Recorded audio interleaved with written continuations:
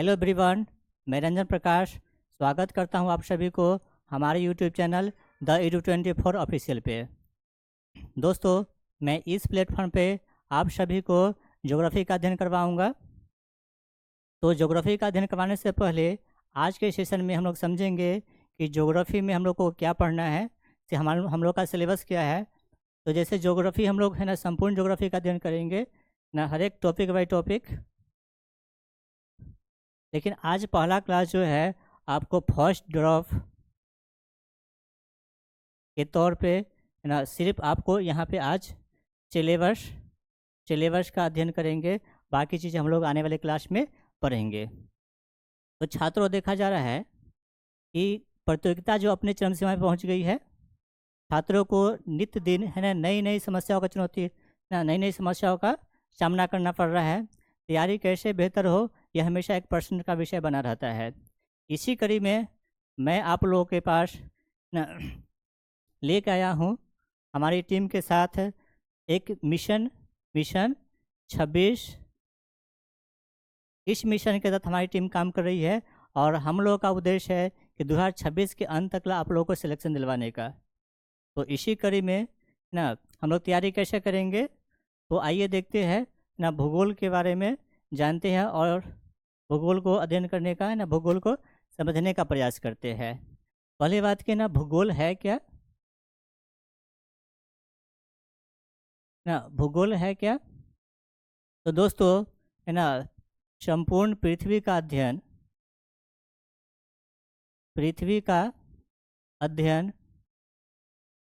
ये भूगोल है। कहने का मतलब पृथ्वी पर किसका अध्ययन, पृथ्वी पर किस चीज़ का अध्ययन। तो पृथ्वी पर जितना भी पदार्थ है, या जैविक हो या अजैविक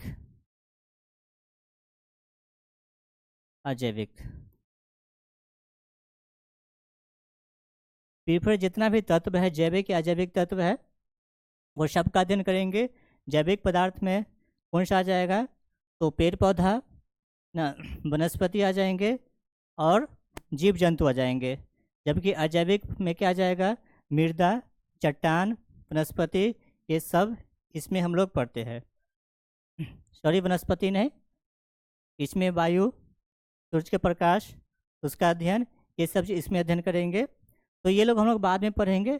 पहले आज हम देखते हैं कि है ना, कि ज्योग्राफी और क्या ये पूरा संपूर्ण पृथ्वी का अध्ययन करना है। तो नहीं, हम लोग का जो भी प्रतियोगिता एग्जाम में होगा, विशेष है ना, जितना भी आप लोग प्रतियोगिता एग्जाम की तैयारी करते होंगे, उसमें क्या पढ़ना है वो चीज़ पढ़ेंगे। संपूर्ण पृथ्वी का अध्ययन हम लोग नहीं करेंगे, वो एकेडमिक छात्रों के लिए ना, जो कॉलेज कर रहे हैं उनके लिए, और जो असिस्टेंट प्रोफेसर तैयारी कर रहे हैं उन सब के लिए छोड़ देते हैं। हम लोग को बस आज सिर्फ इतना ही पढ़ना है कि हम लोग को सिलेक्शन हो जाए, है ना। तो चलिए आइए देखते हैं। तो भूगोल का है ना, देखते हैं महत्व क्या है। देखिए छात्रों, है ना, भूगोल जो है इसका व्यवहारिक रूप में काफ़ी महत्व है। हम लोग को जलवायु समझने में, मौसमी घटनाओं को समझने में इसकी है ना भूगोल मदद करती है। जैसे तापमान हो गया, वर्षा हो गया, आर्द्रता हो गया, चक्रवात हो गया, इस सब को समझते हैं तो ये भूगोल हमको मदद पहुंचाती है। साथ साथ देखेंगे हम लोग का संस्कृति को भी समझने के लिए, संस्कृति को समझने में भी भूगोल मदद पहुंचाती है। जैसे हम लोग का जीवन स्तर कैसा है, खान पान, रहन सहन, पर्व त्योहार, ये सब जो है भूगोल डिसाइड करता है।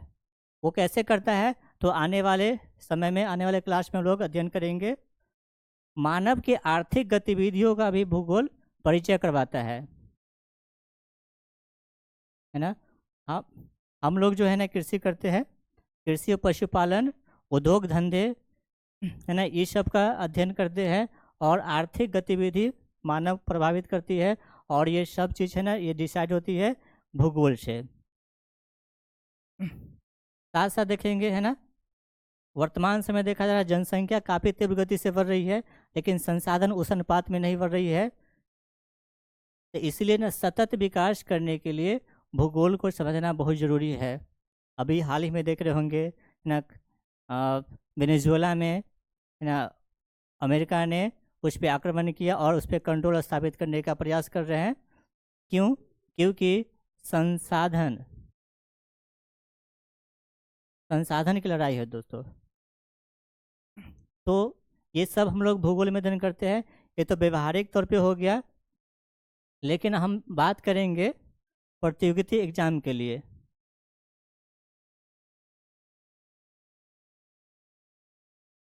ना प्रतियोगिता परीक्षा की बात करेंगे तो उसमें भूगोल का काफ़ी महत्वपूर्ण रोल रहता है। तो हम लोग देखें किस प्रकार से आप लोग है ना बीपीएससी की तैयारी करते होंगे। अगर बीपीएससी सिविल सर्विस की तैयारी करते होंगे तो इसमें प्रति वर्ष ना 12 से 15 क्वेश्चन प्रत्येक वर्ष पूछा जाता है। कभी है ना 17-18 क्वेश्चन भी चले जाते हैं। तो ये काफ़ी इम्पोर्टेंट है। बीपीएससी और भी है ना, बीपीएससी और जितना एग्ज़ाम लेती है उस सब में ज्योग्राफी का काफ़ी अहम रोल रहता है। भूगोल से क्वेश्चन काफ़ी सारे रहते हैं। जैसे कि है ना आप लोग को टीचर का है ना, शिक्षक का टीचर का जो परीक्षा होगा उसमें भी है ना इससे क्वेश्चन आता है। प्रखंड शिक्षा सहायक पदाधिकारी की वैकेंसी आई है, उसका अप्रैल में एग्ज़ाम होने वाली है। उसमें भी ज्योग्राफी का काफ़ी अहम रोल है। और इसमें देखिएगा शिक्षक जो है ये प्राइमरी स्कूल और मिडिल स्कूल में तो जो सामान्य क्वेश्चन रहते ही हैं, लेकिन जिनका ज्योग्राफी सब्जेक्ट है उनके लिए काफ़ी अहम इम्पोर्टेंट है। और जो टीचर की तैयारी करते हैं उनको ज्योग्राफी बहुत अच्छा से पढ़ना चाहिए जिनका सब्जेक्ट है।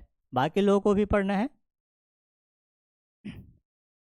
रेलवे में देखिएगा दोस्तों, तो रेलवे में हालांकि मैथ रीजनिंग का महत्व ज़्यादा रहता है, जीके जीएस में कम रहता है। जीके जीएस में जितना भी क्वेश्चन रहता है उसमें सामान्यतः करेंट अफेयर से ही रहता है। लेकिन इसका मतलब ये नहीं कि भूगोल से बिल्कुल नहीं रहता है। भूगोल से भी 2-3 क्वेश्चन रहते हैं और सिलेक्शन लेने के लिए एक एक क्वेश्चन बहुत इंपॉर्टेंट होता है। हाँ, मैंने कई सारे छात्रों को देखा है कि वो पॉइंट नंबर से भी छूट जाता है उनका रिजल्ट। कहने का मतलब कि सब सब्जेक्ट इंपॉर्टेंट है। कोई भी सब्जेक्ट वो है ना अच्छा नहीं होता है, कोई भी सब्जेक्ट खराब नहीं होता है, सबका अपना अपना महत्व होता है। तो हम लोग को सिलेक्शन ही लेना है, तो इसलिए है ना सब विषय को अच्छे से पढ़ना है। आप लोग एसएससी जितना भी एग्ज़ाम लेती है, चाहे इंटर स्तरीय है चाहे ग्रेजुएट स्तरीय है, उस सब में इसका काफ़ी महत्व रहता है। आप देखेंगे एसएससी ना जीडी का स्पेशल देखिएगा, तो इसमें भी है ना ज्योग्राफी का काफ़ी अहम रोल रहता है। इसके अलावा देखिएगा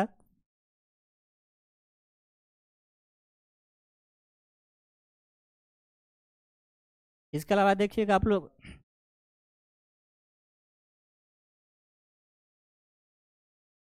बिहार पुलिस ना, बिहार पुलिस की बात कर रहे हूँ, चाहे एसआई का हो चाहे ये सिपाही का हो, इस सब में ज्योग्राफी का भी काफ़ी महत्व रहता है।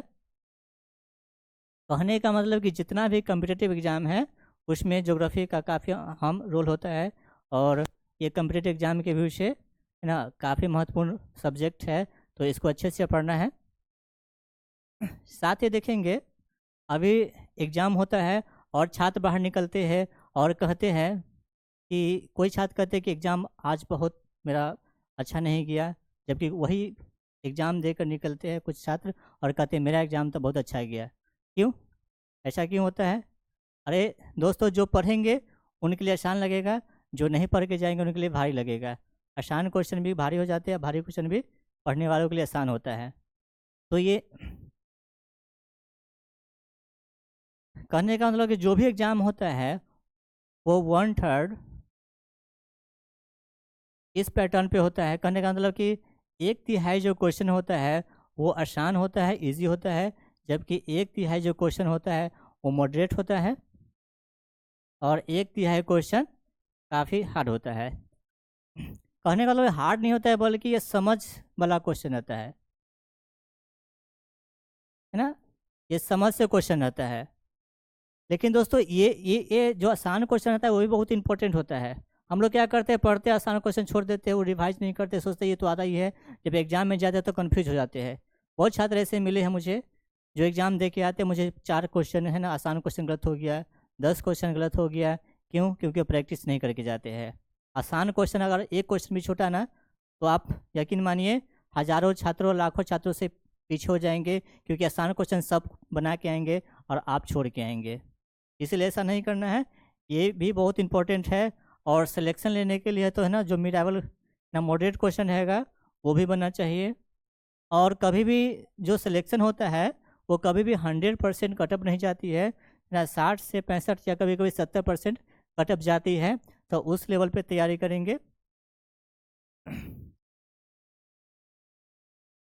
तो आइए हम लोग समझते हैं ज्योग्राफी कैसे पढ़ना है ना, किस स्तर पे पढ़ना है, सिलेबस क्या होगा। तो हम लोग आज भारत का ज्योग्राफी का सिलेबस देखेंगे।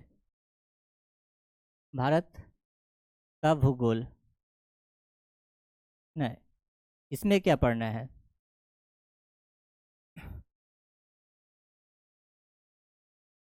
अच्छा दोस्तों, ये आप मान के मत चलिए कि जो एसएससी की तैयारी करते हैं, रेलवे की तैयारी करते हैं, उनके लिए आसान क्वेश्चन पूछा जाएगा। जी नहीं, अब जो है जिनको घुमाने के बहुत आसान क्वेश्चन आता है, तो मैंने बहुत सारे छात्रों को देखा है जो दरोगा का एग्ज़ाम तो निकाल लेते हैं लेकिन बिहार पुलिस का नहीं निकालते हैं। अब कोई भी एग्ज़ाम आसान नहीं रह गया है। तो आसान नहीं रह गया कहने का मतलब ये है कि है ना, पढ़ने का जो तरीका है थोड़ा सा चेंज करना होगा, क्योंकि अब जो है ये कॉन्सेप्ट बेस से ज़्यादा क्वेश्चन आता है, तो उसको हमको क्लियर करना है ना। तो आते हैं हम लोग वापस भारत के भूगोल के सिलेबस पे, है ना, चर्चा करते हैं। तो भारत का भूगोल जो है, इसमें जो पहला टॉपिक आप लोगों को पढ़ना है, भारत का सामान्य परिचय। आप लोग, है ना, हमारे जो चैनल है, जो पहली बार आए होंगे वो सब्सक्राइब कर लीजिए और अधिक से अधिक लोगों को, है ना, फॉरवर्ड कीजिए, है ना, अधिक से अधिक वीडियो शेयर कीजिए ताकि और लोग भी फ़ायदा ले सके। तो आप लोग लाइक, शेयर और सब्सक्राइब कीजिए। और ये भी कहने की बात है ना, आपको तो खुद ही करना चाहिए ये। तो चलिए आइए देखते हैं। तो भारत का सामान्य परिचय में क्या, हम लोग अपने देश में रहते हैं तो अपने देश को जानना जरूरी है, और अपने के साथ साथ आसपास के लोगों को भी जानना जरूरी है। तो भारत को जानेंगे ही साथ साथ पड़ोसी को भी जानेंगे। तो इसमें देखिएगा भारत का जो आकार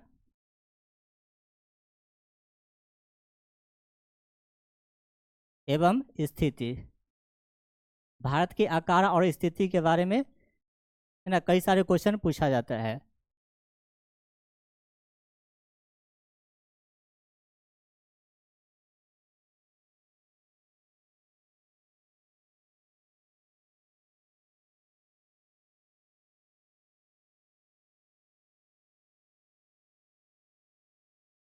देखिए ये भारत है, तो क्वेश्चन है ना, पूछता है कि भारत जो है क्षेत्रफल के अनुसार से कितना बड़ा देश है। तो आप सभी लोग जानते हैं भारत जो है विश्व में क्षेत्रफल के अनुसार से 7वां बड़ा देश है।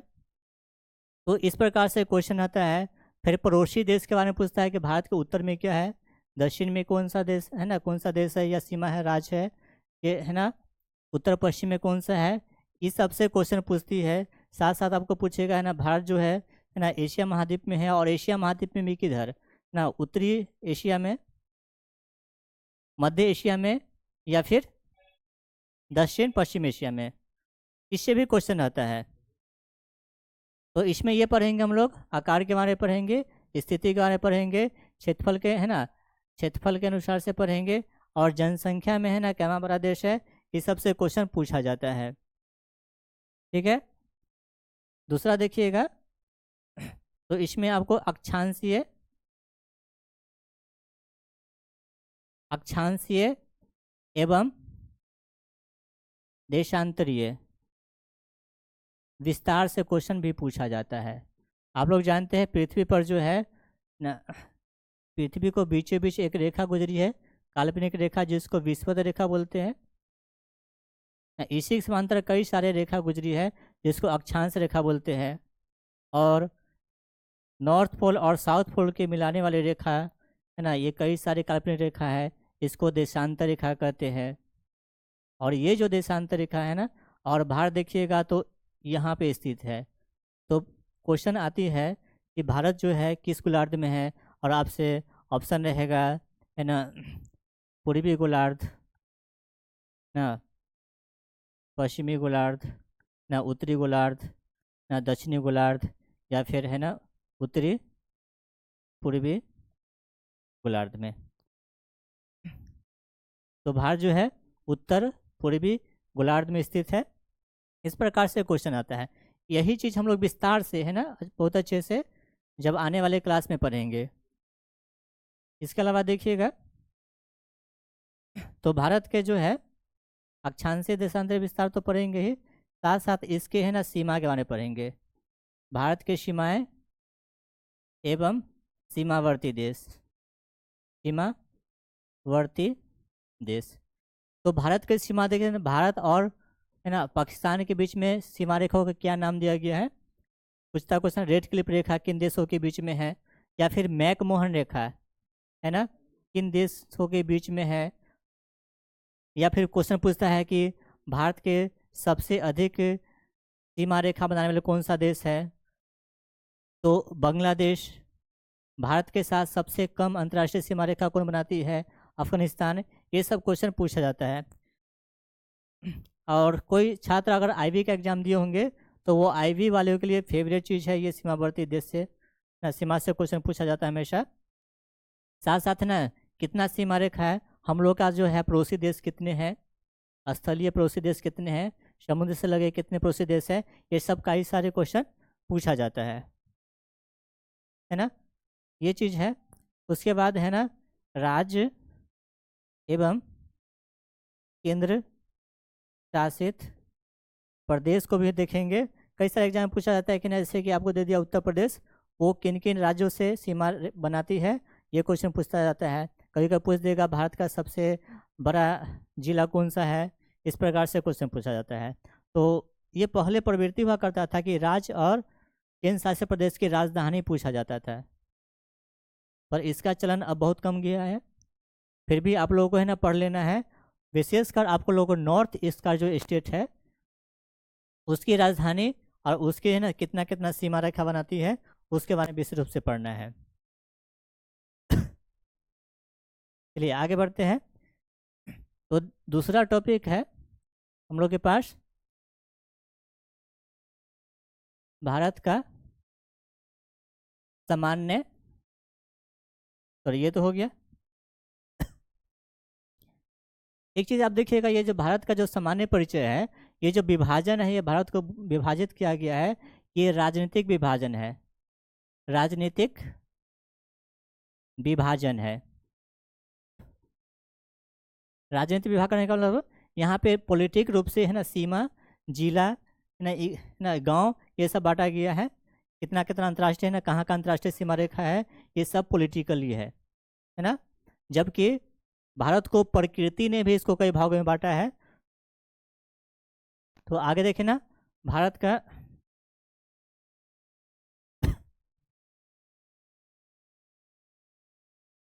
दूसरा टॉपिक है भारत के प्राकृतिक प्रदेश, प्राकृतिक प्रदेश। अगर भारत की चर्चा करेंगे तो आप देखिएगा भारत के उत्तर में जो है ये हिमालय पर्वत है, हिमालय पर्वत है। जबकि आप देखिएगा ये पूरा दक्षिण में प्रायद्वीपीय पठार है, मध्य में मैदान है न, इधर हिंद महासागर है, इधर बंगाल की खाड़ी है, इधर अरब सागर है। तो इस प्रकार से, है ना, प्रकृति भी, है ना, विभाजित करती है। तो हम लोग देखेंगे कि ना कैसे कैसे विभाजित करती है। तो इसमें हम लोग कई सारे सब टॉपिक कर सकते हैं, जैसे कि ना उत्तर का पर्वतीय प्रदेश, पर्वतीय प्रदेश। आप देखेंगे, है ना, उत्तर का जो भारत जो है,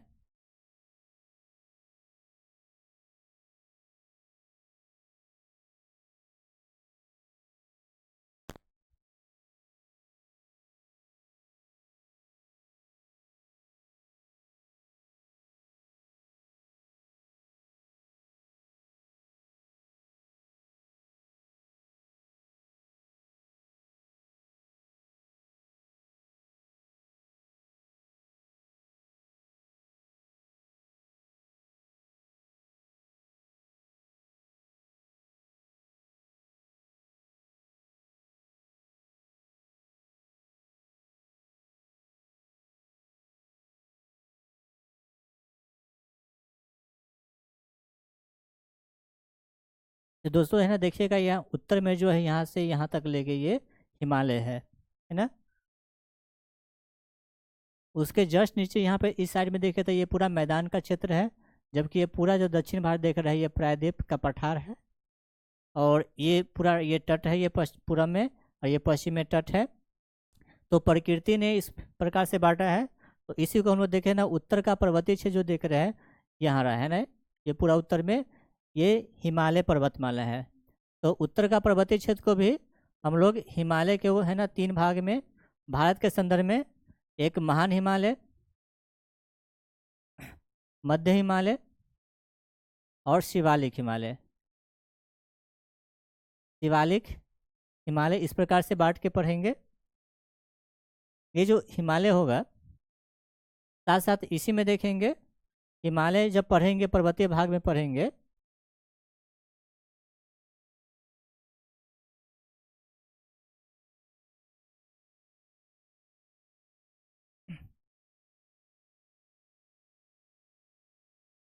ठीक है। यहाँ पे देखते हैं तो ये पर्वत पढ़ेंगे, तो पर्वत जो पढ़ेंगे हम लोग, तो पर्वत में है ना पर्वत और पहाड़ी को भी पढ़ेंगे।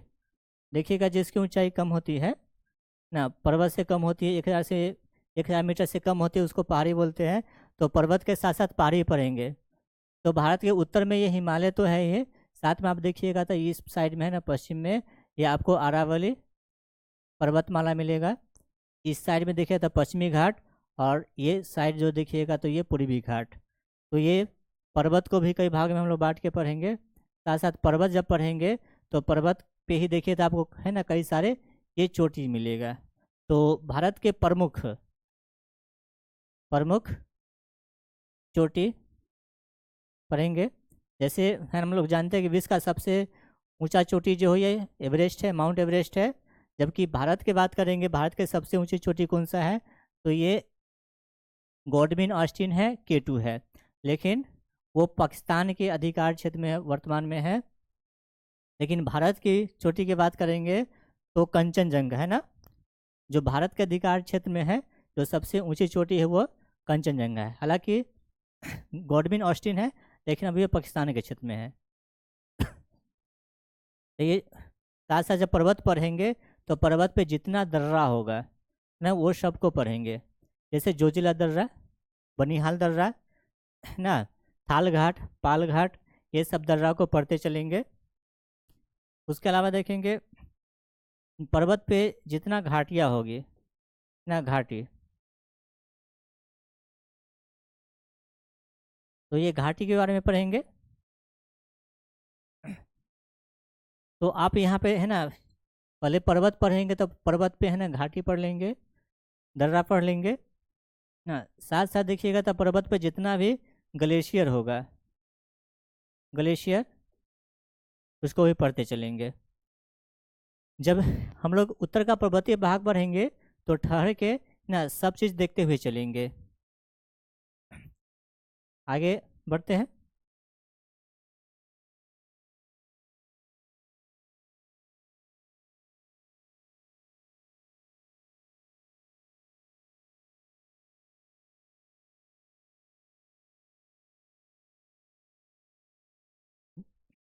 इसके बाद देखिएगा तो जस्ट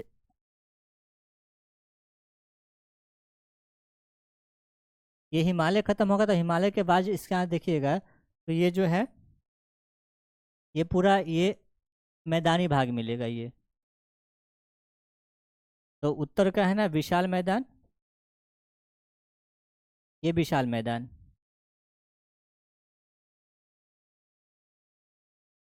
मैदान, हाँ। विशाल मैदान को हम लोग कई भाग में बांट के पढ़ेंगे। आप देखेंगे यहाँ पे इस साइड से आप एक नदी निकलती है ना, सिंधु, यहाँ पे सतलज, गंगा, ये ब्रह्मपुत्र, इसके बीच में विशाल मैदान है। तो यहाँ पे सिंधु का मैदान, सतलज का मैदान, सतलज का मैदान, गंगा का मैदान, गंगा का मैदान, और ब्रह्मपुत्र का मैदान। ब्रह्मपुत्र का मैदान। हालांकि ये जो सिंधु का मैदान है, अब ये इसका विस्तार भारत में नहीं है, ये आज़ादी के बाद ये पाकिस्तान में चला गया है ना। तो हम लोग भारत में बात करेंगे तो ये प्रमुख रूप से ये 3 मैदान हैं। गंगा के मैदान को भी हम लोग 3 भागों में बांट के पढ़ेंगे। एक उच्च गंगा के मैदान, मध्य गंगा के मैदान और निम्न गंगा के मैदान। आप देखेंगे ना, अरावली यहाँ पे है, ये इस साइड में देखिएगा तो ये अधिकांश इस साइड में ये उच्च गंगा का मैदान ना। उत्तर प्रदेश और बिहार वाला क्षेत्र मध्य गंगा का मैदान, और पश्चिम बंगाल वाला क्षेत्र में देखिएगा तो निम्न गंगा का मैदान।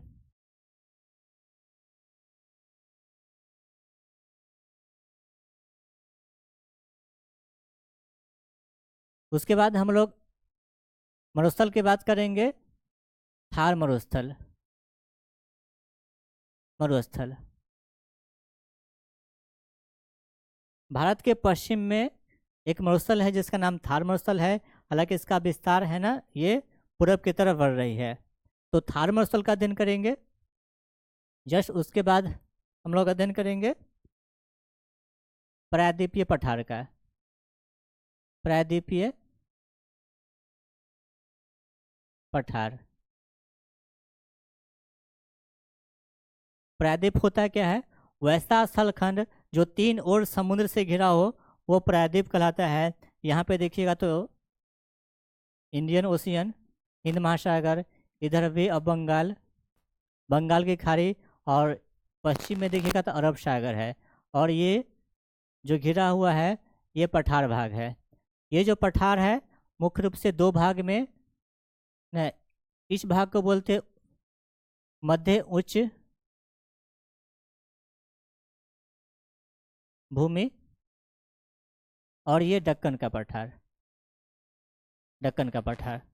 लेकिन हम लोग अध्ययन करेंगे तो इस प्रकार से करेंगे।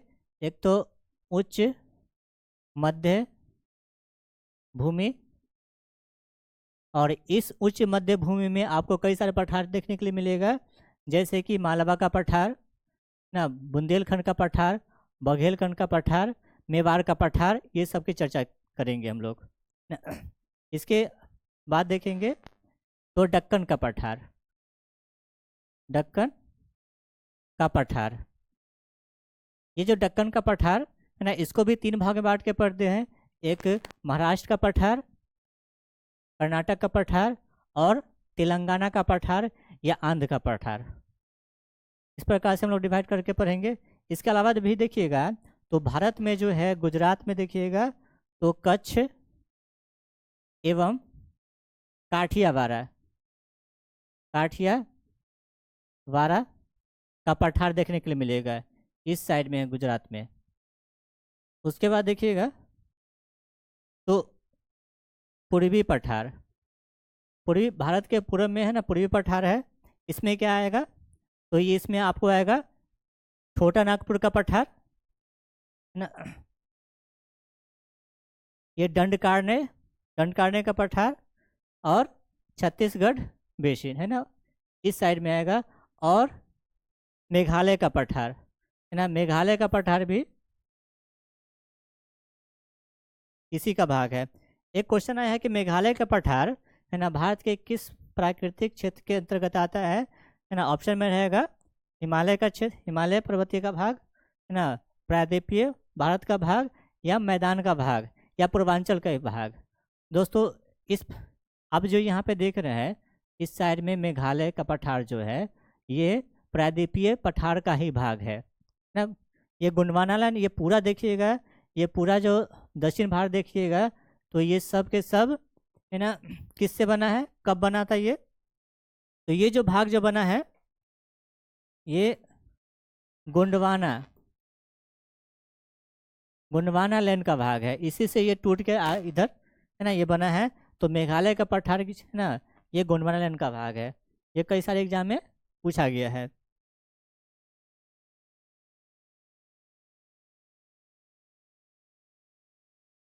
तो पठार पढ़ने के बाद हम लोग है ना अगला जब पढ़ेंगे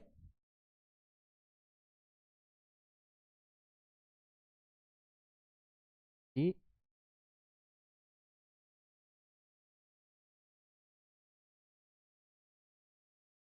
तटवर्ती मैदान, तटवर्ती मैदान। ये जो भारत का जो दक्षिण में देख रहा है, इधर बंगाल की खाड़ी, इस साइड जो है ना ये मैदान है, और ये पश्चिम साइड में मैदान है, ये वाला भाग। तो ये तटवर्ती मैदान, तटवर्ती मैदान को भी हम लोग दो भाग में बांट के पढ़ेंगे। एक पूर्वी तटीय मैदान, पूर्वी तटीय मैदान, दूसरा पश्चिमी तटीय मैदान, पश्चिमी तटीय मैदान। इसमें भी है ना, इससे भी कई सारे क्वेश्चन पूछा जाता है। देखिएगा तो आप लोग देखिएगा है ना, पूर्वी तटीय मैदान जो होगा ये काफ़ी है ना चौड़ा है पश्चिमी घाट की अपेक्षा।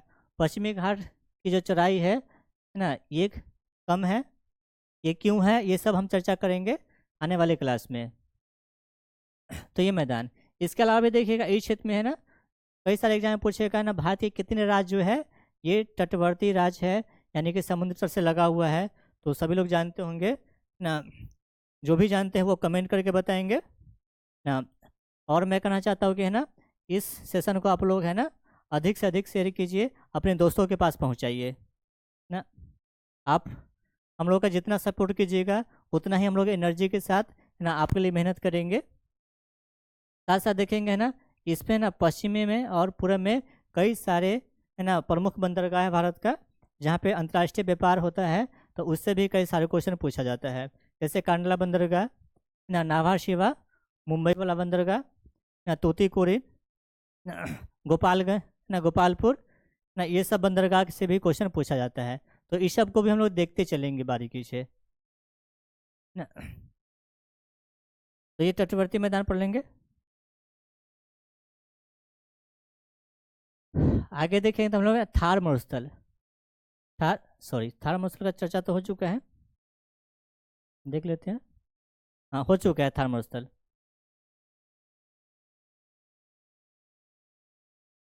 थार मरुस्थल हो चुका है। अब लोग हमारे पास द्वीप समूह, द्वीप समूह। भारत में जो द्वीप समूह आप देखेंगे तो ये दो रूपों में देखेगा। एक जो है बंगाल की खाड़ी में, बंगाल की खाड़ी में स्थित द्वीप समूह। दूसरा हम लोग देखें अरब सागर में, अरब सागर में स्थित द्वीप समूह। तो इसको हम लोग दो भाग में बांट के पढ़ेंगे। एक अरब सागर में स्थित द्वीप, द्वीप, और इसको भी हम लोग दो भाग में, एक जो है आप लोग यहाँ पे देखिएगा तो अरब सागर में इस क्षेत्र में लक्षद्वीप है, जबकि और भी कई सारे नदी मुहाने जो है और इस तट के पास में भी कई सारे द्वीप स्थित है। जैसे कि आप लोग देखे हैं ना द्वीप ना, आप देखेंगे है ना मुंबई जो बसा हुआ है वो साल सेट है ना द्वीप पे बसा हुआ है, तो ये सब तट के पास में स्थित है। और आप लोग जानते ही होंगे कि मुंबई जो है ये 7 द्वीपों से मिलकर बना हुआ है। उसके बाद भी देखें कई सारे द्वीप मिलेगा, आर्यावेट, खड़ियावेट है ना। इधर भी आइएगा आप बंगाली खाड़ी में तो व्हीलर द्वीप आपको मिलेगा, जहाँ से है ना अंतरिक्ष के लिए रॉकेट भेजा जाता है ना। अब्दुल कलाम द्वीप आपको मिलेगा। उसके अलावा है ना एक द्वीप है न्यू मोरे द्वीप। तो आप लोग कमेंट करके बताएंगे कि न्यू मोरे जो द्वीप है वो भारत और किस देश के साथ है ना एक विवाद है ना बनाती है, विवादित भूमि है। आप लोग कमेंट करके बताएं। तो अरब सागर के द्वीप में एक पढ़ेंगे ना, तट, तट के नज़दीक वाले द्वीप और दूसरे तट से दूर, तट से दूर स्थित द्वीप। आपको है ना ये तट के पास में कई सारे द्वीप मिलेगा, और इस साइड में जब आएंगे है ना तो आपको अंडमान एंड निकोबार द्वीप समूह मिलेंगे, वो बंगाली खाड़ी में।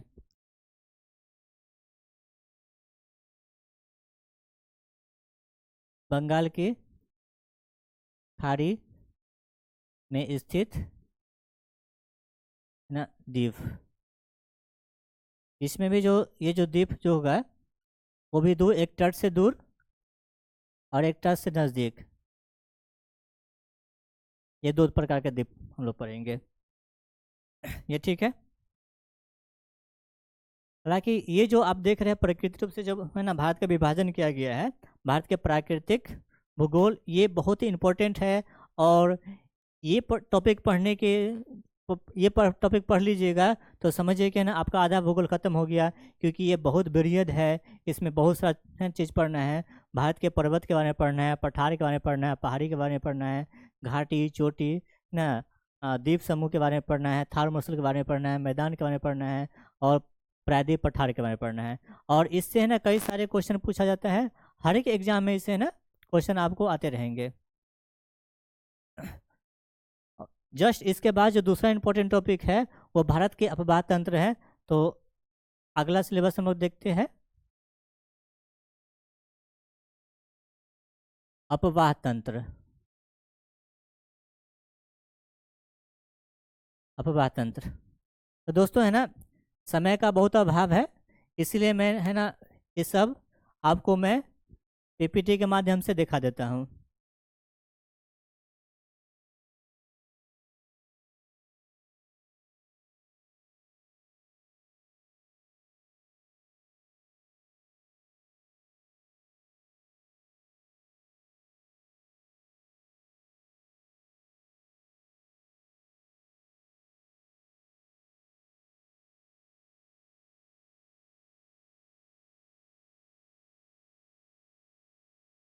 तो ये आप लोग देखिए है ना अपवाह तंत्र, हम लोग जो नदी तंत्र के बारे में पढ़ेंगे है ना, तो उसमें क्या क्या पढ़ना है। तो एक हिमालय अपवाह तंत्र, आप देखिएगा इस साइड में है ना, ये जो हिमालय है, तो जितना भी हिमालय से नदी निकलेगा है ना उसको हिमालय अपवाह तंत्र कहेंगे। और इस अपवाह तंत्र में ना, इस अपवाह तंत्र में सिंधु और उसके सहायक नदी तंत्र को पढ़ेंगे, जिसको सिंधु अपवाह तंत्र कहेंगे ना। जस्ट उसके बाद है ना गंगा है ना, और उसकी जितने सहायक नदी होगा तो गंगा अपवाह तंत्र है ना। और भारत के पश्चिम में देखिएगा ना, सबसे सॉरी है ना सबसे पूर्व में ब्रह्मपुत्र नदी है, तो ब्रह्मपुत्र नदी और उसके सहायक नदी, तो ब्रह्मपुत्र अपवाह तंत्र है ना ये होगी। ये हिमालय अपवाह तंत्र में 3 भाग में बांट के पढ़ेंगे। प्रायद्वीपीय प्रायद्वीपीय अपवाह तंत्र ना, प्रायद्वीप से निकलने वाले जितना भी नदियाँ होगा इसका अध्ययन हम लोग प्रायद्वीपीय अपवाह तंत्र कहेंगे। और हिमालय और प्रायद्वीपीय नदी तंत्र में होगा, इसमें मुख्य रूप से हम लोग अंतर करके पढ़ेंगे ना। हम लोग एक उत्पत्ति के आधार पे हम लोग देख रहे हैं नदी का उत्पत्ति हो रहा है ना प्रायद्वीप से हो रहा है या फिर हिमालय से हो रहा है, तो उसके आधार पे ये 2 भाग में बांट के पढ़ेंगे। या फिर है ना जहाँ पे नदी गिरती है, या तो अरब सागर में या फिर बंगाल की खाड़ी में, तो जहाँ पे नदी गिरती है उसके आधार पे भी हम लोग नदी को बांट कर सकते हैं। तो अरब सागर का अपवाह तंत्र और फिर बंगाल की खाड़ी का अपवाह तंत्र। जब हम लोग अपवाह तंत्र पढ़ेंगे तो इससे संबंधित और कई सारे टॉपिक हम लोग पढ़ते चलेंगे, जैसे कि नदी किनारे स्थित है ना नगर पढ़ लेंगे। कई सारे एग्जाम पूछा जाता है कि जैसे कानपुर है ना किस नदी के सर स्थित है, मूसी नदी के किनारे कौन सा सर स्थित है, नदी से भी कई सारे क्वेश्चन पूछा जाता है ना। जब ये पढ़ेंगे तो हम लोग भारत के प्रमुख झील ना, प्रमुख नहर और प्रमुख जल प्रपात और बांध, ये सब हम लोग पढ़ते चलेंगे। साथ साथ है ना कई सारे बहुउद्देशीय नदी घाटी परियोजना चल रही है, तो उस परियोजना को भी हम लोग देखते चलेंगे। उसके बाद हम लोग देखें ना है ना भारत के मिट्टी। भारत के मिट्टी मुख्य रूप से हम लोग इसको 8 भागों में बांट के पढ़ेंगे। इससे भी कई सारे क्वेश्चन हमेशा पूछा जाता है ना। इससे आपको पूछा जाएगा कि है ना कपास की खेती किस मिट्टी में की जाती है, तो काले की मिट्टी, तो काली मिट्टी, लाल मिट्टी, लेटेराइट मिट्टी ना, पर्वतीय मिट्टी जलोढ़ मिट्टी, इस सब से क्वेश्चन हमेशा पूछा जाता है। उसके बाद हम लोग है ना पढ़ेंगे भारत के वनस्पति। भारत की जो जलवायु जो है ये उष्ण कटिबंधीय ना, उष्ण कटिबंधीय ये जलवायु है। कहने का मतलब भारत जो है स्थिति जो है उष्ण कटिबंधीय और समशीतोष्ण ना क्षेत्र में पाया जाता है। यानी कि भारत की वनस्पति होगा है ना, विश्व में जितना वनस्पति अन्य देशों में मिलती है वो सारे वनस्पति भारत के एक ही देश में पाई जाती है ना ये। उसके बाद हम लोग पढ़ेंगे ना भारत की जलवायु। भारत की जलवायु में हम लोग जो पढ़ेंगे ये मानसून के बारे में पढ़ेंगे ना, मानसून को समझेंगे। अब मानसून और एल नीनो में क्या संबंध है, ये कैसे प्रभावित करता है भारतीय मानसून को, वो सब है ना पढ़ेंगे। साथ साथ है ना वर्षा पढ़ेंगे ना, ग्रीष्मकालीन वर्षा, शीतकालीन वर्षा, ये सब पढ़ेंगे। और है ना कोपेन के अनुसार और थंथरवेट के अनुसार भारत की जलवायु को किस प्रकार से बांटा गया है, कैसे बांटा गया है, इसकी चर्चा हम लोग है ना जब पढ़ेंगे भूगोल तो उसमें हम करेंगे ना। उसके बाद हम लोग है ना भारत के आर्थिक गतिविधि का चर्चा करेंगे। तो भारत के आर्थिक वृद्धि है ना, आर्थिक गतिविधि में क्या पढ़ना है, तो कृषि और पशुपालन के बारे में पढ़ेंगे ना। कृषि से भी कई सारे क्वेश्चन पूछा जाता है और पशुपालन से भी है ना। उसके बाद है ना खनिज संसाधन से पूछेंगे ना, कौन सा जैसे कि कोयला ना, लौह अयस्क, तांबा, जस्ता, ये सब के बारे में है ना क्वेश्चन पूछा जाता है। इसका उत्पादन है ना ये कहाँ पाई जाती है और उसी से संबंधित है ना कौन कौन उद्योग लगा हुआ है, इस सब से क्वेश्चन पूछा जाता है हर एक एग्जाम में, तो उसको भी हम लोग देखते चलेंगे। साथ साथ हम लोग परिवहन और व्यापार के बारे में देखेंगे। परिवहन में जो हम लोग देखेंगे तो रेल परिवहन, इससे भी कई सारे क्वेश्चन पूछा जाता है ना। रेल परिवहन के अलावा देखेंगे तो सड़क परिवहन है ना। उसके बाद जल परिवहन, जल मार्ग से परिवहन करेंगे। उसके बाद पाइप के द्वारा है ना, पाइप के द्वारा भी परिवहन ना अभी देखने के लिए मिल रहा है। तो इस सब के हम लोग चर्चा करेंगे परिवहन के लिए। उसके अलावा जब आएंगे तो मानव संसाधन का दिन करेंगे। मानव संसाधन में देखिए ना भारत की जनगणना ये काफ़ी इम्पोर्टेंट ना टॉपिक है। और अभी देखिएगा पिछली बार जो जनगणना हुआ था 2011 में हुआ था और 2026 चल रही है और नई जनगणना नहीं आई है ना। सरकार ने हालांकि ये प्रोसेस में कर दी है और जनसंख्या 2026-27 तक ला है ना ये करने का प्रयास किया जा रहा है, लेकिन 2026 से है ना अभी तक ला ये डाटा काफ़ी काम आएगा। तो जनगणना वाला पढ़ लीजिएगा तो ना आपको कई साल आपका ये डाटा काम आएगी, तो इसको पढ़ेंगे हम लोग। इससे भी ना कई सारे क्वेश्चन पूछा जाता है ना, सर्वाधिक लिंगानुपात वाले राज्य या जिला, इस प्रकार से भी क्वेश्चन आते हैं। साथ हैं तो जनसंख्या से संबंधित कई सारे क्वेश्चन आती है। उसके बाद देखें ना प्रमुख जनजाति है ना, आपको है ना कई सारे जनजाति है ना जो पर्वतीय क्षेत्र में, पहाड़ी क्षेत्र में रहती है, उसके बारे में क्वेश्चन पूछा जाता है। जैसे कि मुंडा जनजाति, हो जनजाति है ना, संथाल जनजाति, ये सब से क्वेश्चन पूछा जाता है। उसके वितरण से पूछा जाता है, साथ साथ है ना भाषा से भी क्वेश्चन पूछा जाता है। उसके बाद देखिए था ना भारत की है ना प्रमुख नृत्य है ना, नृत्य से संबंधित क्वेश्चन पूछा जाता है। उसके बाद देखिए था ना भारत का है ना प्रमुख अभ्यारण्य से भी क्वेश्चन आता है, तो उसको भी हम लोग पढ़ेंगे। उसके अलावा है ना जो भी क्वेश्चन बच जाएगा, जो भी टॉपिक बच जाएगा, ये विविध में हम लोग पढ़ लेंगे। और ये जो विविध जो होगा, हम मेरा जो पैटर्न होगा ये PYQ आधारित होगा। यानी कि आप जो भी ज्योग्राफी ऊपर का जो टॉपिक देखें उसमें सब क्वेश्चन आ जाएगा, और जो नहीं आएगा है ना, कुछ कुछ क्वेश्चन ऐसा है जो आउट ऑफ सिलेबस से कभी कभी पूछ देते हैं, जो सिलेबस में नहीं दिया तो उसको हम लोग विविध में रख देंगे और PYQ क्वेश्चन के तौर पे देखेंगे। तो ये तो हमने थोड़ा सिलेबस देखा, इसको हम लोग है ना बेहतर तरीके से पढ़ेंगे और अच्छे कंसेप्ट के साथ पढ़ेंगे। हम लोग का जो ज्योग्राफी पढ़ने का जो अप्रोच होगा है ना वो किस रूप में होगा उसको देखते हैं।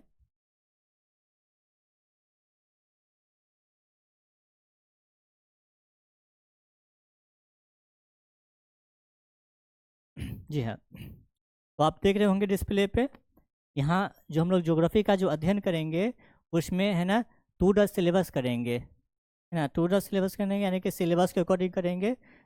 होता क्या है कि स्टूडेंट लोग पढ़ते रहते हैं है ना, और काफ़ी है ना कई सालों से पढ़ते रहते हैं, और जब एग्ज़ाम में आता है, एग्ज़ाम करीब आ जाती है तो उनको लगता है कि मैंने पढ़ा ही नहीं है और सिलेंडर बोल देते हैं। ऐसा क्यों होता है? क्योंकि वह ना एक सही अप्रोच में है ना, सही रणनीति से नहीं पढ़ते हैं, इसलिए ऐसा होता है। इसलिए आपको है ना ऐसा पढ़ना है कि एक ही बार पढ़ना है, बार बार नहीं पढ़ना है, बस दूसरी बार आपको रिवीजन करने की आवश्यकता पड़े तो आपको सारा कंटेंट है ना, सारा सब चीज़ है ना एक बेहतर कॉन्सेप्ट के साथ आपको दिया जाएगा। तो ये है ना सिलेबस के अकॉर्डिंग पढ़ेंगे और बेस्ट कंसेप्ट और कंसेप्ट में क्लियरिटी के साथ होगा है ना, और कंटेंट भी आपको बेहतर से बेहतर मिलेगा है ना। देखा गया है कि है ना कई सारे चैनल जो आती है यूट्यूब पे वो प्रचार करने के लिए आते हैं और 2-3 है ना ऐसे ऐसे लेक्चर डालते हैं, उसके बाद चौथा लेक्चर वो देते ही नहीं है। वो प्रचार करते हैं, बात फिर क्या कहते हैं कि आप पैसा देके है ना बैच को खरीदिए। लेकिन दोस्तों हम लोग ऐसा नहीं करने वाले हैं। हम है ना, हम और हमारी टीम जो है आपको है ना सारा कंटेंट जो है आपका सारा लेक्चर का वीडियो आपको प्रोवाइड किया जाएगा बिल्कुल फ्री में। आपको एक प्ले लिस्ट बना दिया जाएगा और प्ले लिस्ट में है ना सब सब्जेक्ट का एक है ना क्रमबद्ध से सारा क्लास है ना A से Z जितना टॉपिक आपको बताया गया वो सब आएगा। आप है ना क्या करेंगे, कॉपी में सारा टॉपिक एक से है ना जितना टॉपिक है वो सब लिख लीजिए और आप है ना टिक करते रहे कि मैंने ये पढ़ लिया है ना, फिर अगला टॉपिक पढ़ लिया, ताकि आप ये ना कर सके ना कुछ चीज़ें छोड़ दिया गया है। ये हमारी जिम्मेदारी है कि आपको है ना फ्री ऑफ कॉस्ट ना सारा चीज़ है ना कवर करवाया जाए। मैं इससे पहले सकरा में ही ऑनलाइन क्लास है ना, ऑनलाइन है सॉरी, ऑफलाइन क्लास में पढ़ाता था। वहाँ पे मैंने है ना काफ़ी फीस लिया था और काफ़ी समय से पढ़ाया भी था, लेकिन वही चीज़ या हम कहें तो उससे बेहतर ही चीज़, क्योंकि समय के साथ हम लोग और मेहनत करते हैं और जो भी है ना परीक्षा में जब पैटर्न में बदलाव जो आती है उसको हम लोग कवर करने का प्रयास करते हैं। तो आप लोग हमसे जुड़िए है ना, और लोगों को भी जुड़िए और वीडियो को शेयर कीजिए ना, और लोगों को पहुँचाइए है ना। साथ साथ आप लोग कमेंट और लाइक करके अपना फीडबैक दीजिए, क्योंकि आपका फीडबैक ही हम लोगों को बेहतर बनाएगा है ना। साथ साथ है ना टॉपिक वाइज हम लोग प्रैक्टिस भी करवाएंगे। जो भी टॉपिक हम लोग पढ़ाएंगे उसका MCQ सीरीज भी लेके आएंगे। जैसे अपवातंत्र पढ़ाएं तो उससे MCQ क्वेश्चन भी हम लोग लेके आएंगे है ना। एग्जाम ओरिएंटेड क्वेश्चन रहेगा, ऐसा नहीं कि है ना क्वेश्चन का कंटेंट बढ़ाने के चक्कर में ना कुछ क्वेश्चन डाल दिया जिससे एग्जाम से कोई संबंध नहीं होता है, तो ऐसा आपको नहीं करना है। हम लोग ना एग्जाम ओरिएंटेड क्वेश्चन करवाएंगे और जितना भी स्टडी होगा ना इस पे मेरा फोकस होगा, मैपिंग बेस्ड स्टडी होगा। हम जितना चीज़ पढ़ाएंगे एक एक चीज़ ना वो सब वो मैप के आधार पे होगा है ना। आपको यहाँ पे लिखाने का काम नहीं करेंगे हम लोग, हमारी टीम जो भी चीज़ हम पढ़ाएंगे वो आपको है ना PPT तो फॉर्म में हम आपको दिलवा देंगे है ना। आपको लिखने की आवश्यकता नहीं पड़ेगी, वो सब आपको मिलेगा। आप लोग लेक्चर अच्छे से देखिए और उसको है ना लिखना होगा तो वो आप PPT आपको मिलेगी, वो आपको है ना हमारी चैनल व्हाट्सएप पे हमारी चैनल है या फिर इंस्टाग्राम पे भी है ना, यूट्यूब पे है, उस सब पे आपको है ना जुड़िए, उसको फॉलो कीजिए और अधिक से अधिक लोगों को ना ये बात पहुंचाइए ताकि हमारे जो उद्देश्य है तो वो सब तक पहुंच सके ना। टेलीग्राम भी है ना, टेलीग्राम पे भी आप ना हमके साथ जुड़ सकते हैं और सारा ना जो भी PPT या PDF जो होगा वो सब आपको प्रोवाइड किया जाएगा। तो बातें होते रहेगी, हम लोग फिर मिलेंगे अगले क्लास में ना। फिलहाल के लिए इतना है और साथ साथ ये रिक्वेस्ट है कि आप लोग को तैयारी कर रहे हैं तो बहुत अच्छे से है ना बहुत मेहनत से कीजिए और बाकी जो भी बातें होगी हम आने वाला समय में करेंगे है ना। तब तक के लिए हमको दीजिए इजाज़त है ना। बहुत बहुत धन्यवाद ना। जय हिंद, जय भारत।